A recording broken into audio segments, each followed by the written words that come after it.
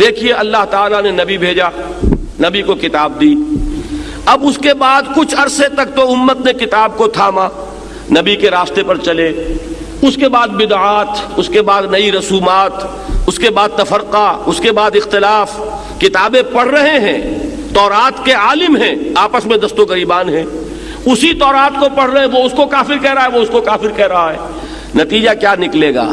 اگلی نسل کے دل میں شکوک و شبہات پیدا ہو جائیں گے۔ آج جو آپ اپنے معاشرے میں دیکھ رہے ہیں، علماء کا اختلاف، علماء آپس میں دست و گریبان، فلاں فلاں کے کفر کا فتویٰ دے رہا ہے، وہ اس کے کفر کا فتویٰ دے رہا ہے، اس کی نماز اس کے پیچھے نہیں ہو رہی، اس کی نماز اس کے پیچھے نہیں ہو رہی، اور غضب خدا کا یہ کہ دونوں حنفی، بریلوی بھی حنفی اور دیوبندی بھی حنفی، لیکن حنفی کے مابین اس طرح کا بیر، اس طرح کی دشمنی۔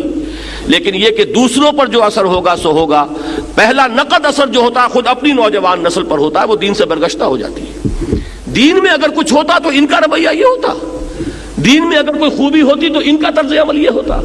یہ لوگ اپنی اپنی مسندوں کو سنبھال کر بیٹھے ہوئے ہیں، اس کے سوا انہیں دین سے کوئی غرض نہیں، کوئی دلچسپی نہیں۔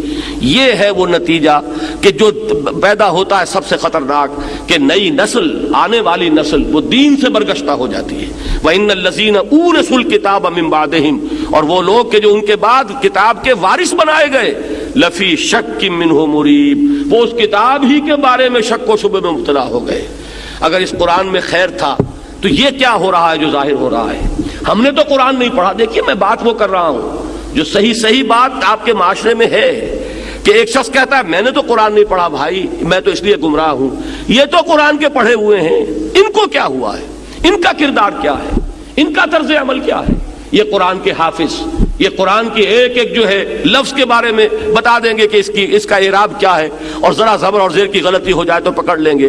لیکن قرآن مجید نے ان کے کردار پر کیا اثر کیا ہے، ان کو جو آپس میں پھاڑا ہوا ہے، تو اس کے جو اصل جو بد اعتمادی پیدا ہوتی ہے خود اس قرآن کی طرف سے ہوتی ہے۔ وَإِنَّ الَّذِينَ أُورِثُوا الْكِتَابَ مِن بَعْدِهِمْ لَفِي شَكٍّ مِّنْهُ مُرِيبٍ۔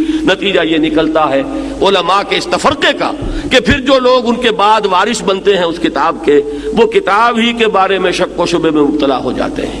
شک وہ کہ جو مریب کہتے ہیں، ریب کہتے ہیں، دل میں دغدغہ پیدا ہو جائے، خلجان پیدا ہو جائے، پتہ نہیں ہے کہ نہیں ہے، صحیح بھی ہے کہ نہیں ہے، یہ وہ ہے شک منہ مریب، ایک ایسے شک میں مبتلا ہو گئے کہ جس نے ان کے دلوں کے اندر خلجان پیدا کر دیا۔